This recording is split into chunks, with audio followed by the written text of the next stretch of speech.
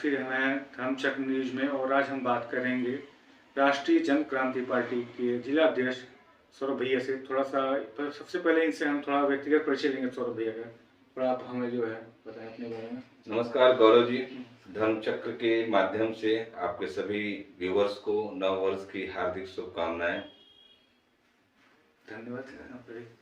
अब सबसे पहले हम जो है हमें ये बताइए कि पार्टी की स्थापना के बारे में थोड़ा सा, कि पार्टी की स्थापना कब हुई और आपने इसको ज्वाइन कब से किया है, इसके बारे में थोड़ा। गौरव जी, राष्ट्रीय जन क्रांति पार्टी में मैं 14 फरवरी सन 2023 से हूँ। उसी दिन पार्टी की स्थापना हुई थी। हमारे पार्टी के राष्ट्रीय अध्यक्ष श्री हेमंत चौधरी जी के द्वारा इस पार्टी की नींव रखी गई। उन्हीं को देखते हुए हम सभी ने, या मेरे साथ बहुत सारे ऐसे जिलाध्यक्ष, बहुत सारे कार्यकर्ता इस पार्टी में जुड़े हुए हैं, उनके साथ हम। अच्छा, नहीं ये तो काफी मुझे वर्तमान रूप में जनपद गोरखपुर का जिलाध्यक्ष नियुक्त किया गया।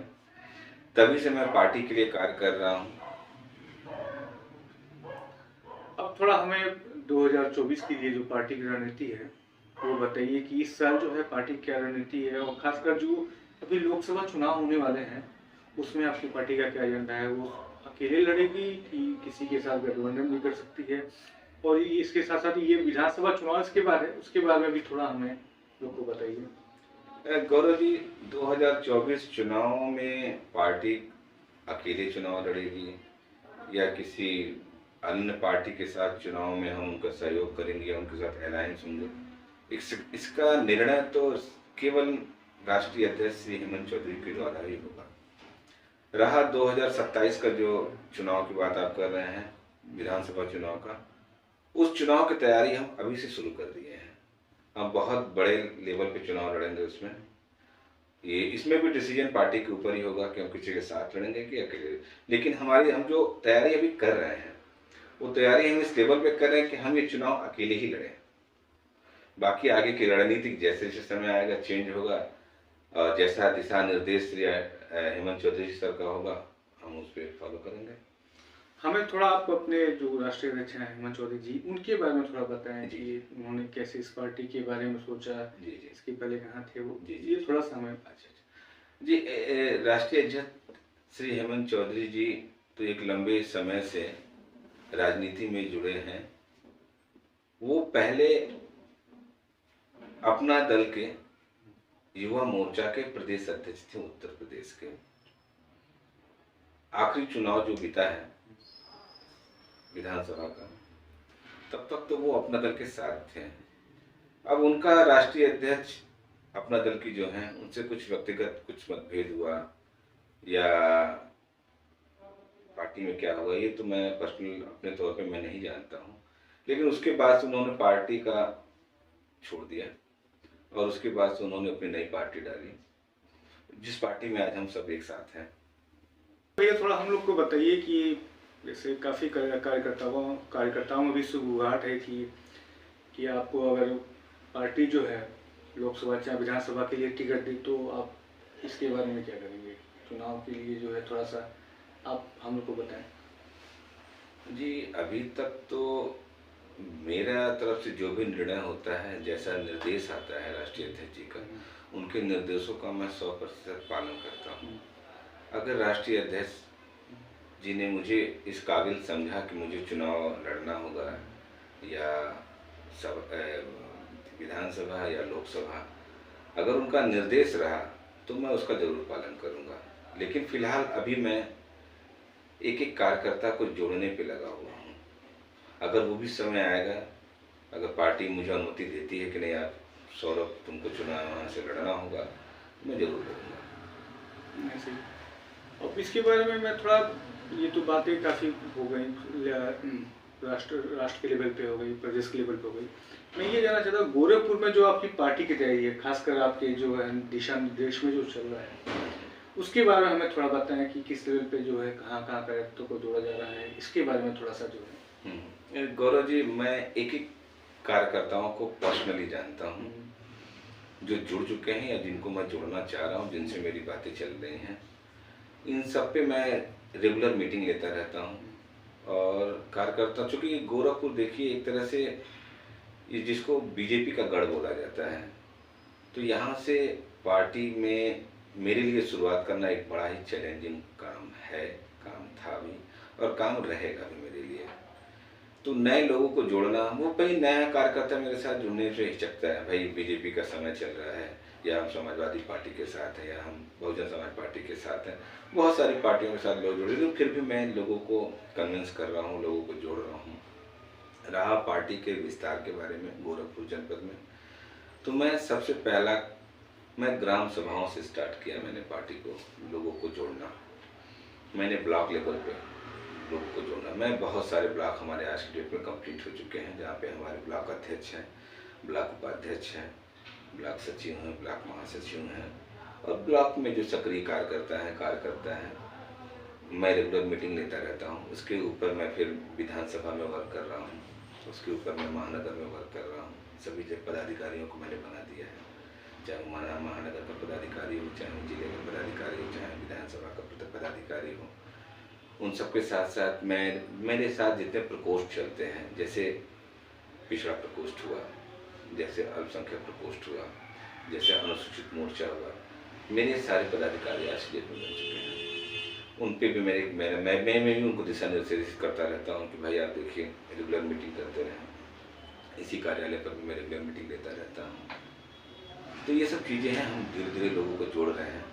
अभी कुछ देर में एक क्वेश्चन आप मुझसे पूछेंगे, मुझे लगा मैं उसका जवाब दे ही दूँ तो ज़्यादा अच्छा है, कि मेरे साथ नए कार्यकर्ता क्यों जोड़ना चाहेगा। ये मेरे दिमाग में भी चल रहा था कि मैं जानता हूँ, और ये आप जरूर इसके साथ एक और ये क्वेश्चन था कि जैसे अदर पार्टियों से आपकी पार्टी कैसे अलग है, क्योंकि इतनी ज़्यादा पार्टियां हैं और इतनी बड़ी बड़ी पार्टियां हैं, इतना पैसा खर्च करती हैं, चुनाव आता है, चुनाव के बाद ना तो वो कार्यकर्ता को देखती है, ना तो कार्यकर्ता इसलिए थोड़ा सा जी, जैसे कोई भी कार्यकर्ता किसी भी पार्टी में अगर जुड़ता है तो कहीं न कहीं उसके दिमाग में ये रहता है कि यार मेरा क्या लाभ होगा इस पार्टी में जुड़ने से। तो चूंकि देखिए मेरी पार्टी बहुत छोटी है अभी, तो फिर भी हम लोगों ने एक चीज़ ये सोच के रखा हुआ है, राष्ट्रीय अध्यक्ष जी ने एक निर्देश दिया हुआ था कि सभी कार्यकर्ताओं जो भी हमारे साथ जुड़ रहे हैं उनको जो है हम कुछ एक अप्रत्यक्ष रूप से हम उनको बेनिफिट करा रहे हैं। वो अप्रत्यक्ष रूप क्या है कि बहुत सारी संस्थाएं हैं जो हमारे साथ जुड़ रही हैं, बहुत सारे हमारे सदस्य हैं जो किसी न किसी पेशे से जुड़े हुए हैं।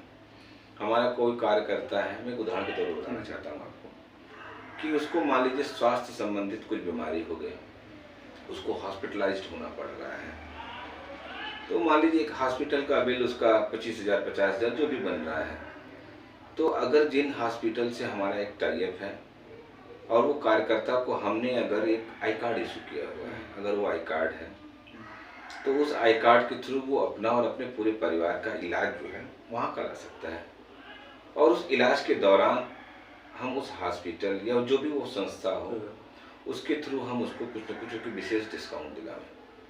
तो कहीं न कहीं कार्यकर्ताओं का इससे मनोबल बढ़ेगा कि पार्टी हमारे पीछे खड़ी है, हमें किसी न किसी रूप में हमें सहायता दे रही है। इसी तरह बहुत सारी चीज़ें हैं जिस पे हम लोगों ने प्लान करके रखा हुआ है, और इस पे मैं विशेष ध्यान रखता हूँ। मैं एक एक कार्यकर्ता को बोलता हूँ कुछ भी समस्या हो यार मुझे ज़रूर फ़ोन करो, मैं अपने भर से जितना हो सकेगा मैं आपकी मदद जरूर करूँगा। पार्टी में ऊपर लेवल से कुछ मदद की ज़रूरत होगी वो भी मैं ज़रूर करवाऊँगा।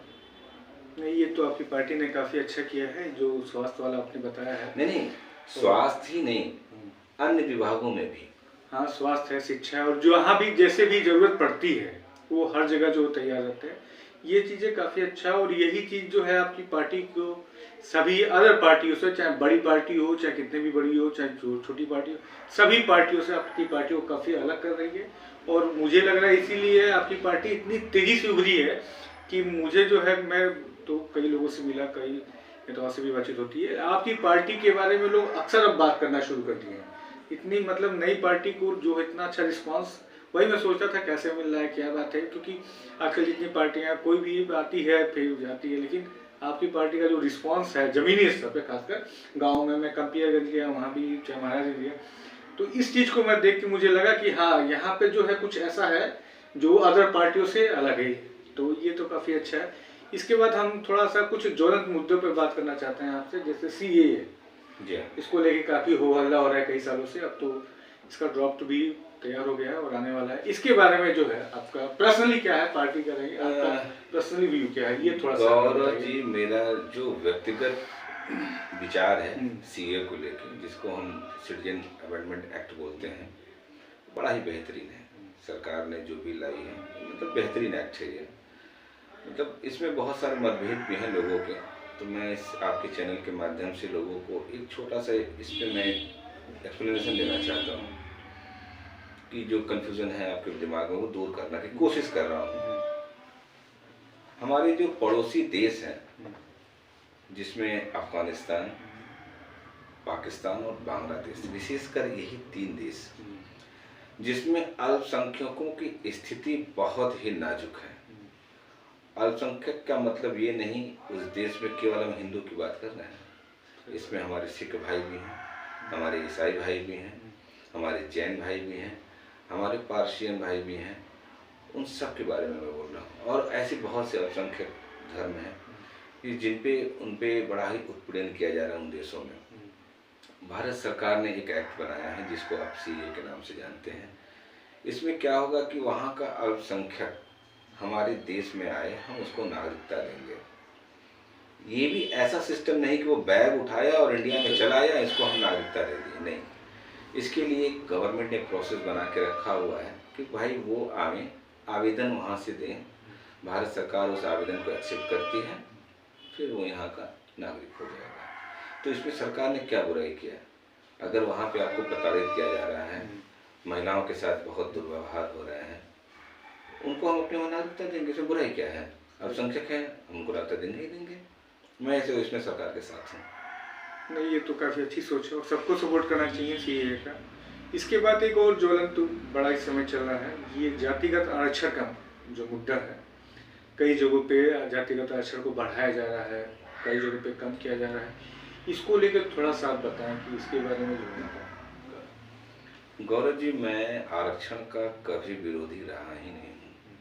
आरक्षण बहुत जरूरी है। समाज में हर तबके के लोग हैं, उनको भी ऊपर उठाना बहुत जरूरी है। उसके लिए आरक्षण की आवश्यकता बहुत जरूरी है। अब रहा सवर्ण समाज के बारे में, मैं बताऊं आपको, अगर सरकार वहाँ पर आरक्षण नहीं दे रही है तो भाई उनकी भी बहुत से ऐसे लोग हैं जिनमें उनकी आर्थिक स्थिति अच्छी नहीं है, तो सरकार को कुछ ऐसे नियम बनाने चाहिए कि उनकी मदद सरकार करे, समझे। और हमारे ओबीसी भाई हैं, उनको भी आरक्षण की ज़रूरत है। हमारे एससी एसटी भाई हैं, उनको भी आरक्षण की ज़रूरत है। तो आरक्षण वैसा रहे, मुझे कोई इससे तकलीफ नहीं है, लेकिन समाज में सबको थोड़ा बहुत उसका लाभ मिलना चाहिए। किसी एक विशेष जाति, विशेष धर्म पे हम लाभ दें, ये भी ठीक नहीं है। जी गौरव जी। नहीं, ये तो काफ़ी अच्छी सोच है आपकी कि सबका साथ सबका विकास हो, किसी को दबाया ना जाए, चाहे वो अमीर हो, चाहे गरीब हो, चाहे हिंदू हो, चाहे मुस्लिम हो, चाहे वो सवर्ण हो, चाहे वो पिछड़ा हो। ये चीज़ें काफ़ी अच्छा है। हम लोग जो है थोड़ा सा आपको अब आखिरी में एक युवाओं के लिए कोई संदेश ऐसा भी आप थोड़ा सा एक संदेश युवाओं को जो दे दें। युवाओं के लिए मेरा संदेश ये गौरव जी हमेशा रहेगा कि आप शिक्षा के प्रेमी बने। जैसे बाबा साहब अम्बेडकर जी ने कहा था ना कि शिक्षा वो सिरनी का दूध है, जो पिएगा वो दहाड़ेगा। तो अगर हमारा समाज शिक्षित है तो हमको आगे बढ़ने में या भविष्य में भारत को अगर सुपर पावर बनना है तो आपको शिक्षित होना पड़ेगा। मैंने कई ऐसे इंटरव्यूज़ देखे हैं, इंडिया के बाहर के interview, India is the next super power. सबका कहना है कि आने वाले समय में भारत महाशक्ति बनने की राह पे आ चुका है। महाशक्ति तो हमारा बनना तय है, लेकिन इस महाशक्ति को आप बहुत जल्दी अगर अचीव करना चाहते हैं, इस अचीवमेंट को, तो सबसे पहले हमको शिक्षित होना पड़ेगा। शिक्षित हैं तो आपको इस धरती पर कोई दबा नहीं सकता। तो हम लोगों ने युवाओं के संदेश के बारे में जाना। अब हम जानेंगे कि जो पार्टी की आपकी मांग है कि पार्टी क्या मांग करना चाहती है, वो थोड़ा सा हमें बताएं। पार्टी की मांग। गौरव जी, हमारे राष्ट्रीय अध्यक्ष श्री हेमंत चौधरी जी के निर्देशों का हम सभी पालन करते हैं। तो जैसा कि उन्होंने हमें निर्देश दिया हुआ है या पार्टी की हमारी मांग है, हमारी पार्टी का जो विशेष मांग है, इस पे मैं सेकेंडरी आता हूँ। पहले मैं कुछ चीज़ों को आपको समझाना चाहता हूँ। विकास विकास के रूप में अगर देखा जाए तो उत्तर प्रदेश भारत की सबसे बड़ी जनसंख्या वाला राज्य है।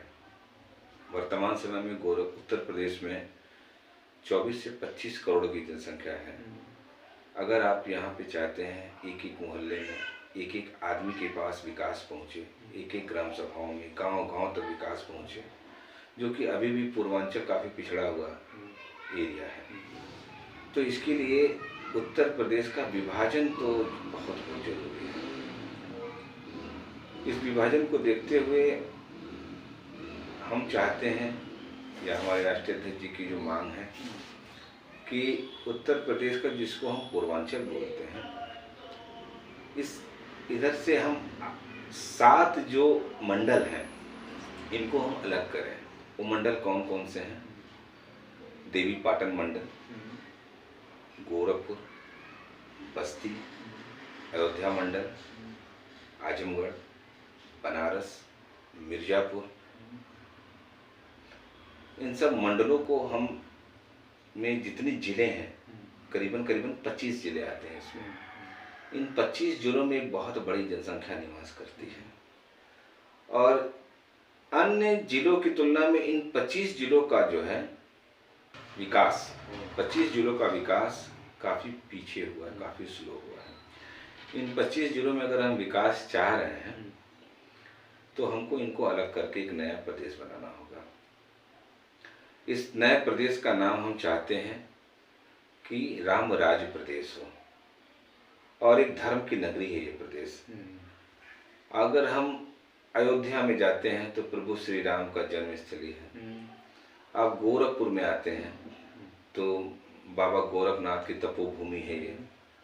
आप बनारस जाते हैं, वाराणसी जिसे हम बोलते हैं, बाबा काशी विश्वनाथ का स्थान है। मिर्जापुर में विंध्याचल देवी जी का स्थान है। तो तकरीबन हम चारों जगह से, चारों कोनों में हमें धर्म के बीच में हम बैठे हुए हैं। और अयोध्या को चूँकि प्रभु श्री राम की जन्मस्थली है तो रामराज प्रदेश की राजधानी की मांग जो हमारी है वो अयोध्या हो। आपको क्या संदेश देना चाहते हैं, इसके लिए थोड़ा सा उन्हें कुछ मार्गदर्शन करिए और हमें बताइए। गौरव जी, कार्यकर्ताओं के साथ साथ देश की सभी जनता को एक संदेश देना चाहता हूँ कि आप सभी अपने बच्चों के लिए या स्वयं अपने लिए शिक्षा पे विशेष ध्यान दें। मैं बार बार शिक्षा पे फोकस करता हूँ क्योंकि आप शिक्षित रहेंगे तो दुनिया में हर चीज़ को आप जो है अचीव कर सकते हैं। रहा मेरी कार्यकर्ताओं की बात, मेरी कार्यकर्ताओं से एक निवेदन है कि वो लोगों की मदद के लिए अपने हर क्षेत्र में खड़े रहें, तभी लोग आपके लिए खड़े रहेंगे।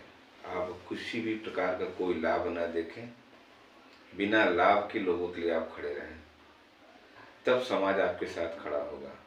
धन्यवाद। धन्यवाद भैया, इतना महत्वपूर्ण समय हम लोग को देने के लिए और इतनी अच्छी बातें बताने के लिए। खासकर जो आपने पूर्वांचल के बारे में बताया, CAA पे बताया, ये सब चीज़ें काफ़ी अच्छी हैं। इसी के साथ साथ मैं गौरव आज फिर यहीं पे ये कार्यक्रम समाप्त होता है। नमस्कार दोस्तों।